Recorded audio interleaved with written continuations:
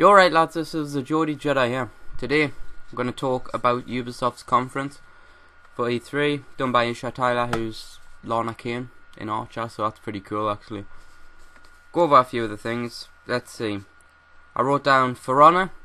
This looked interesting because it looked a bit more realistic in a sense. What you did was, it was a little bit like a, from what the showed, it was a little bit like Last Team Standing, I suppose, but from a more of a melee weapon kind of view. Yeah, you could either be sort of like a traditional, I say English knight, but to be honest, France, Germany had kind of similar things. You had Vikings and you had samurai. Personally, I'd either be a knight or samurai. I love samurais, and also it's just sort of British thing to be a knight. It looked interesting because it wasn't just.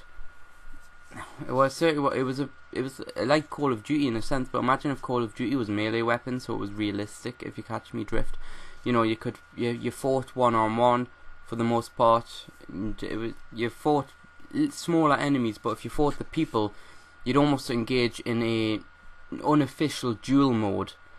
When you take on the guy, you know, you could, if you attacked, if you blocked, the attack would not get through. A guard break would be a block, but an attack would be a guard break. It was a little bit, so you play it. It's a very intelligent looking game. It's kind of is what I'd say. They only showed gameplay. They didn't really explain if there was any more to it than that. It looked interesting. I wouldn't say it looked good because, as it was a little bit boring. It was more like a PC kind of when you're bored kind of game. But if there's more to it, brilliant. South Park are having a new game out. They had the Stick of Truth, and apparently they brought out Matt Stone and Trey Parker. Trey Parker. I think for some unknown reason, my mind's gone blank about his name. And I know who it is. They brought them out. They said they would never work on a game after the Stick of Truth, but they learned how to do it. And now, instead of it being the whole sort of fantasy Game of Thrones, Lord of the Rings kind of stuff, it's going to be superhero. They're delving into that. I think that'll be a really good game. Because Stick of Truth was a really good game. The only problem really it had was that it was on previous gen and you couldn't get it on next gen. But obviously the new game doesn't have that issue. That should be amazing. Crew announced a new expansion. I like the Crew. I played it on my channel, but honestly, I don't really care. They're trying to bring players back, because once you completed the Crew missions, it just wasn't. You just didn't really have much of a reason to carry on. You had the Division with the gameplay trailer. That looked interesting because you had a couple of AIs that you could split your loot between.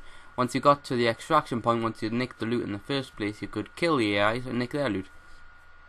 Then what happened is you had three people, all three of them were sort of gamers, were real players rather, that's more how I'd put it, and one of them turned on the other two and nicked and took all the loot.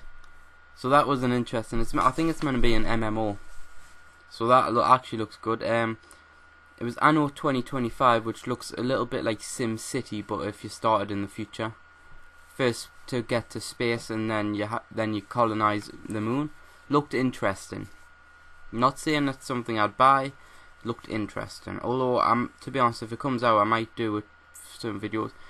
Rainbow Six Siege. They did live gameplay for that, and that looked brilliant. You know, that looked true Rainbow Six Vegas 2 style. But imagine Vegas 2 if you could do more or less whatever you wanted in that setting. You could break down, I think pretty much every wall is breakable.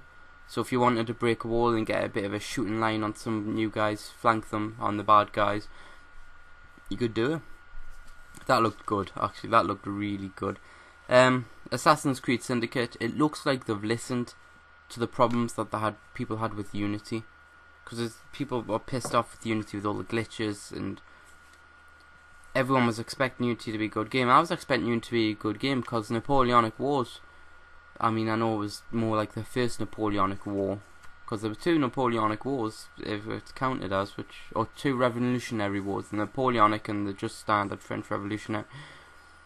French Revolution is one of my favourite times in learning history. History is a little bit of a side passion of mine, and Napoleonic era is one of my favourite. Looks like so when they brought out Syndicate, it looks like they've listened a bit. It looks smooth. It looks good. Whether it actually comes out that way is another thing, because Unity looked smooth and looked good. So I like the time era though. Or was it era? I've always said era because era sounds like it's wrong, you know, like error. But anyways, then is a huge surprise that this you know, completely out of nothing. Ghost Recon Wildlands. It's meant to be Ghost Recon but open world, and I imagine you move around as a squad because there were 4 players that had a buggy. Is the picture that had a buggy, and I'm assuming you can move around as a squad. That looked good. I'm assuming they're taking a little bit of a thing from Division MMO, the MMO, which is, you know, open world, move around as a squad. Looks good. And that's it, unfortunately, from Ubisoft. I mean, they did Just Dance, but honestly, I couldn't give a crap about Just Dance. Not my thing. Anyways, it's been the Geordie Jedi. Leave a like if you can. Really help. Subscribe for more videos. See you later.